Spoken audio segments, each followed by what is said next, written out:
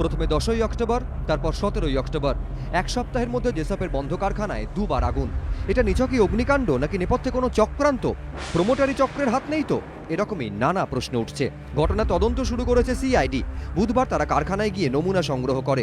এরই মাঝে রুইয়া গোষ্ঠীর কর্ণধার পবন রুইয়ার বিরুদ্ধে শতপ্রণোদিত মামলা রুজু করেছে দমদম থানার পুলিশ। অগ্নিসংযোগের মাধ্যমে সম্পত্তি নষ্ট, ষড়যন্ত্র সহ একাধিক অভিযোগে রুজু হয়েছে মামলা। রুইয়া গোষ্ঠীর দাবি, রাজ্য সরকার জেসপ অধিগ্রহণ করেছে। এপ্রিল মাস থেকে কারখানা সরকারের নিয়ন্ত্রণে, কর্মীদের বেতনও সরকার দিচ্ছে। নিরাপত্তা নিশ্চিত করা পুলিশের দায়িত্ব।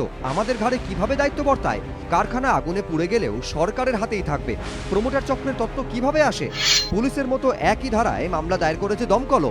পাশাপাশি রাজ্যের fire and emergency service act অনুযায়ীও বেশ কয়েকটি ধারায় মামলা রুজু করেছে তারা। আইনগত একটি নির্দেশ থাকা সত্ত্বেও মানছেন না যেসব কর্তৃপক্ষ।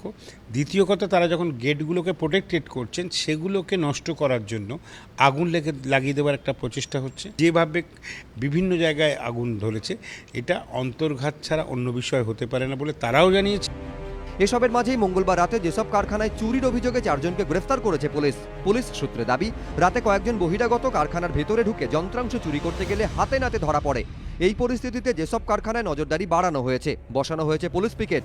ব্যারাকপুরের পুলিশ কমিশনারও মঙ্গলবার কারখানা চত্বর ঘুরে দেখেন। এখন পুলিশের টহলদারি দুভাবে করা হচ্ছে। একটা হচ্ছে যে পোশাক পরা পুলিশ, যারা ইউনিফর্ম পুলিশ, তারা একটা টহলদারি করছে।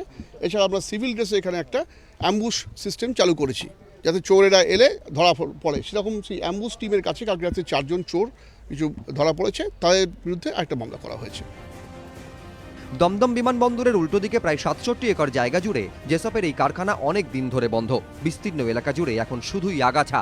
এর ফল ভুগতে হচ্ছে পুলিশ কর্মীদের। পুলিশ সূত্রে খবর, গত 10 দিনে কারখানা চত্বরে ক্যাম্পে কর্মরত পুলিশ কর্মীদের মধ্যে 12 জন ডেঙ্গিতে আক্রান্ত হয়েছেন। এই পরিস্থিতিতে এদিন কলকাতা পুরসভার শখানেক কর্মীকে জেসপে পাঠানো হয়। তাদের সঙ্গে সাফাই অভিযানে হাত লাগান দমদম পুরসভার কর্মীরাও। এদিনই শ্রম দফতর এবং জেলা প্রশাসনের আধিকারিকরা জেসপের কর্মীদের নিয়ে কারখানায় বৈঠক করেন। সিদ্ধান্ত হয়েছে 25 অক্টোবর থেকে কর্মীদের নিয়মিত হাজিরা দিতে হবে। নজরদারি চালাতে পুলিশকে তারা সাহায্য করবেন। অর্ণব মুখোপাধ্যায়, পার্থপ্রতিম ঘোষ ও ময়ূখ ঠাকুর চক্রবর্তী, এবিপি আনন্দ।